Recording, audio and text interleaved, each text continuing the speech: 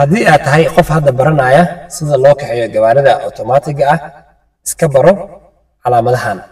marshada marka ay taagan tahay P waxaa loola jeedaa parking. P waa parking.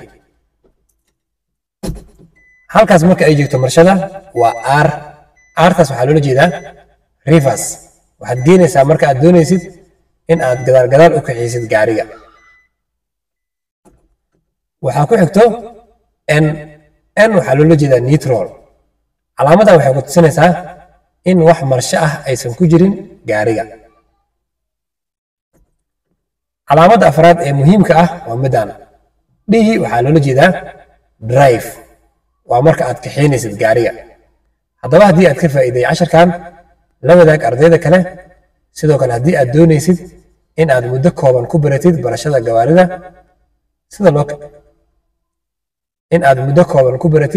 sida loo kaxeeyo gawaarida welibana aad heshid lesson Kenyaan ah waxaad ku soo biiri kartaa iskuulka Confidence Driving School. xarunta koowaad ee iskuulka waxa ay ku taalaa magaalada Nairobi, gaar ahaan xaafadda Islii, wadada 2nd Avenue 4th Street.